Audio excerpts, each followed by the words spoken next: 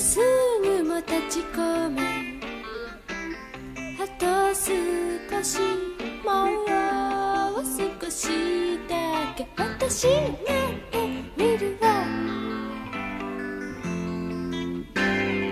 頭の中に時が刻まれあと少しもBonjour, j'aime autant vous prévenir tout de suite, ce vlog va être assez décousu parce qu'en fait j'ai compilé toutes les petites choses que j'ai fait à droite à gauche pendant le mois de décembre pour faire un gros vlog mois de décembre tout simplement parce que j'ai pas fait quelque chose en particulier, j'ai pas visité un lieu en particulier, j'ai fait plein de petites choses, on a essayé des cafés, je suis partie à Universal Studios avec une amie, donc voilà, plein de petites choses un peu éparses. Donc j'ai compilé tout ça dans un seul vlog parce que je me voyais pas faire un vlog pour chaque petit truc que j'ai fait finalement, donc j'ai fait un condensé. On a commencé ce mois de décembre assez bien puisque pour la première fois je suis allée au studio Universal Studios, donc Japan, qui se trouve à côté de Osaka, donc en fait il faut prendre la ligne JR Loop Line et prendre un train qui va à Universal Studios, donc Universal City je crois que ça s'appelle, tout simplement, et c'est le terminus.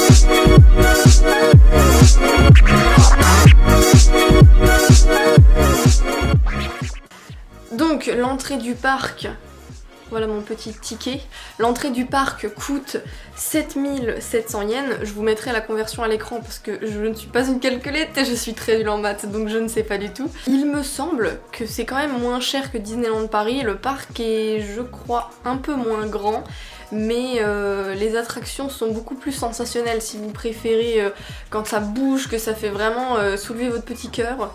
Je vous recommande plutôt d'aller à Universal Studios et pas à Disneyland. C'était la première fois aussi que j'allais dans un parc d'attractions où il y avait autant de monde. Honnêtement en France ça m'est jamais arrivé. Le seul gros parc d'attractions que j'avais fait hors France c'était Europa Park en Allemagne, mais de mémoire il n'y avait pas beaucoup de touristes. On avait choisi un jour où franchement ça allait, on avait fait grand max 45 minutes de queue et là, oh mon dieu, il y avait des fois 3 heures de queue, 4 heures pour une attraction, c'était un truc de malade, honnêtement j'avais jamais vu ça de ma vie.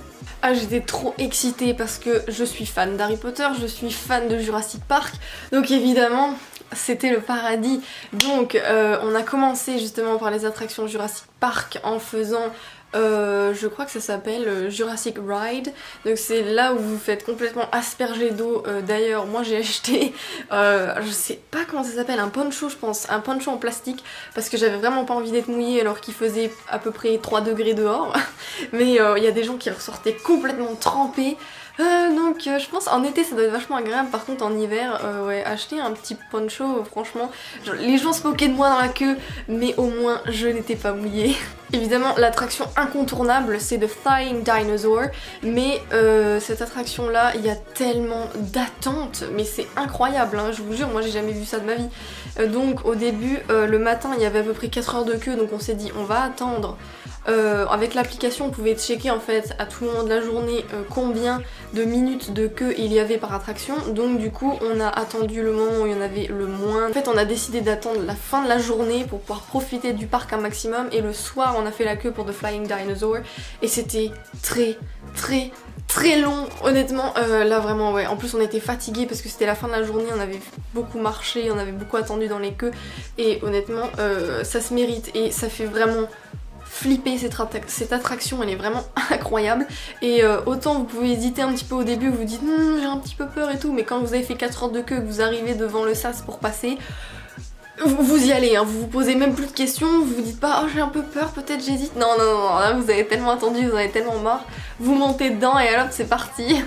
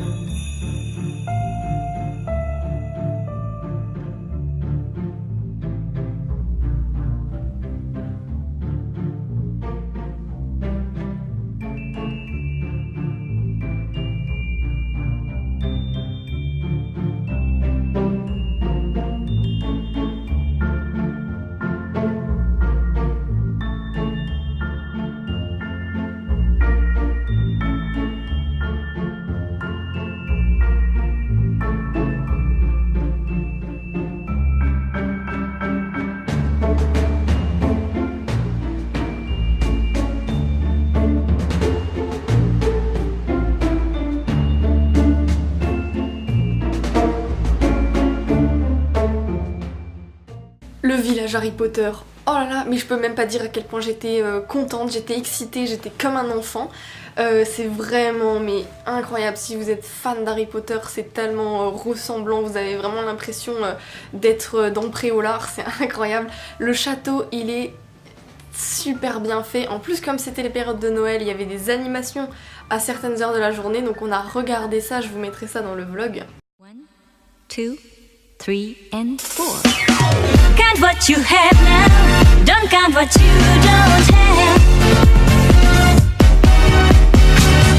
Count what you have now, don't count what you don't have. Find that you have so much. 頑張りすぎる自分に疲れてふと泣けてきた真夜中のバスルームでまだ手にしたことのない幸せがどこかにある気がして Noël au Japon, ça se fête avec son ou sa petite amie. Donc moi, je n'avais rien à faire. Heureusement, mes colocs ont décidé d'organiser une takoyaki party en fait à la share house. Donc du coup, pour réunir tout le monde et se faire quelque chose pour Noël. Donc c'était super sympa. C'était la première fois que je faisais des takoyaki à la maison, puisque à la share house en fait on a un appareil à takoyaki. Et c'était super convivial, c'était génial. J'ai pu parler avec mes colocs, donc c'était hyper agréable. J'ai voulu tester un café à thème, donc en l'occurrence le café Gudetama. Et je ne vais pas m'étaler dessus puisque c'était absolument nul, totalement décevant et c'était pas bon, c'était cher. Et alors un truc incroyable au Japon, mais le service était vraiment pas agréable. J'avais jamais vu ça de ma vie, donc j'étais un peu décontenancée. Et voilà, donc je ne vous recommande absolument pas du tout d'aller au café Gudetama qui se trouve à près de la gare de Osaka, donc dans le centre commercial Hep 5. Jusqu'au mois de février, il y a une patinoire qui est installée à la gare de Osaka. Donc j'y suis allée avec un ami japonais. Et après, on a été rejoindre mon amie française pour aller manger des kushikatsu.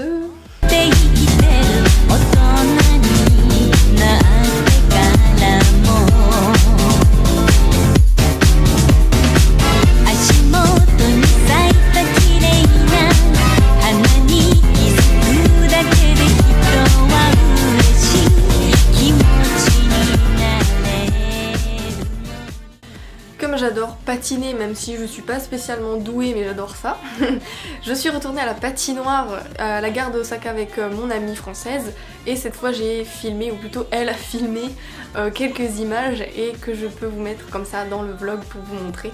Une petite musique, vous voyez, un peu romantique, un peu chill, et il y a des petites lumières qui changent, bleu, rouge, enfin c'est super. Et en fait tout le monde patine tranquillement, alors que moi j'avais le souvenir à la patinoire de Strasbourg où les gens fonçaient, vous rentrez dedans, vous faisiez tomber, enfin c'était vraiment pas super agréable. Et ici là tout le monde patine tranquillement, donc c'est hyper agréable. On est bien resté une bonne heure, peut-être un peu plus d'une heure avec mon ami, et c'était super cool.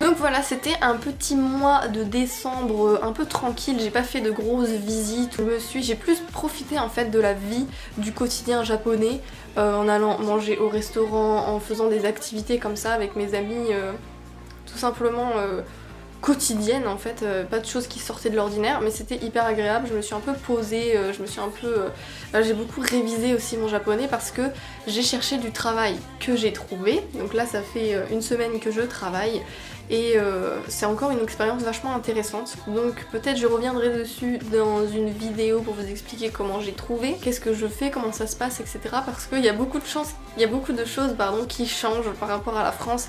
Et déjà, première chose effectivement, c'est que c'est beaucoup plus facile de trouver un petit job en fait qu'en France, mais vraiment. Même si vous êtes étranger, alors moi j'ai eu quelques refus parce que mon niveau de japonais n'était pas assez élevé, ce qui est vrai, mais en tout cas ça ne vous empêchera pas vraiment de trouver, parce que moi j'ai un niveau qui est assez faible, je peux comprendre ce qu'on me raconte, je peux communiquer, il n'y a pas de problème, mais mon niveau il est pas très fort. J'espère que ce vlog n'aura pas été trop décousu, que vous avez apprécié cette vidéo, et moi je vous dis à bientôt pour une nouvelle vidéo. Ciao!